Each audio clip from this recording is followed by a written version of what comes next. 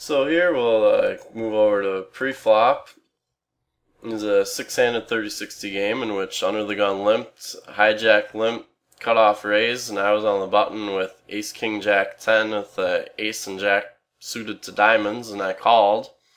Small blind called, the big blind folded, and both the limpers called, so we were going 5 ways to the flop, everybody in but the big blind, which under the gun kind of is the spot in the game. Hijack is a lot of 08 experience, especially online. He's a regular in 08 games and mixed games, so he knows what he's doing.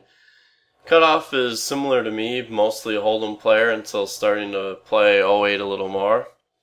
And then small blind, same boat, but he mainly is just a live player who's playing 08, and I think he's probably the second closest to a spot in this lineup. So now the flop is queen 10-8 with 2 clubs, 1 diamond. It was checked to me and I bet since I have ace king jack, so I've got a huge wrap draw, although not quite as huge because of the flush draw, but it's still a pretty good drawing flop for me. So I bet. Small blind called. Under the gun, who was the biggest spot in the lineup, he folded. Under the gun +1 called, and cutoff, the initial pre-flop raiser, also called. Now the turn of a 3 of hearts, we now have a 7.5 big bet pot.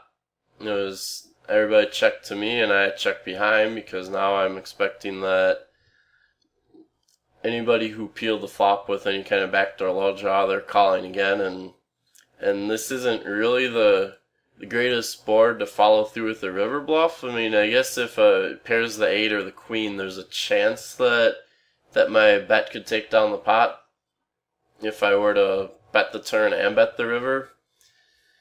But like, even still, I feel like small blind or under the gun +1, it's possible either of them could have a queen and have played it passively, because they're both aware that even though like hold'em you'd play a queen a little more aggressively on this board, and 08 if you have just a queen it's not really that strong of a hand. So I still feel like, kind of felt like it wasn't that possible. I want to turn this into a 2-barrel bluff, especially when a lot of the high cards that can come on the river that I would have been bluffing with end up giving me a straight. So it's not like I'm going to be able to turn my hand into a bluff on the river unless it happened to be like I guess, yeah, there's no cards that would really, I mean, a 10 maybe, but I have Tripp's best kicker with that, so it's unlikely I'd be bluffing there. Otherwise, any of the other high cards give me a straight. So, other than the queen or 8, as I just discussed. So anyway, now we get to the river, which is 4 of clubs, putting the third flush card out there. Small blind checks, under the gun +1 checks, cutoff bets, and I thought about it for a second or two and decided to raise with my pair of 10s ace kicker, which kind of a dicey play, and as we'll get into some quick math here as I discuss the reads, I'm basically raising hoping that neither small blind or under the gun +1 happen to a river to flush here. Here, go back to this.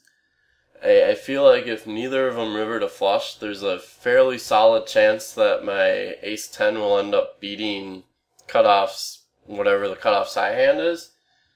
Which I just kind of went into this thinking that he doesn't have a ton of 08 experience, so I'm guessing if he had a hand like king 2-3 or ace 2-4 or whatever, on the flop he would have bet those hands had he had just more or less an overpair with a backdoor straight draw.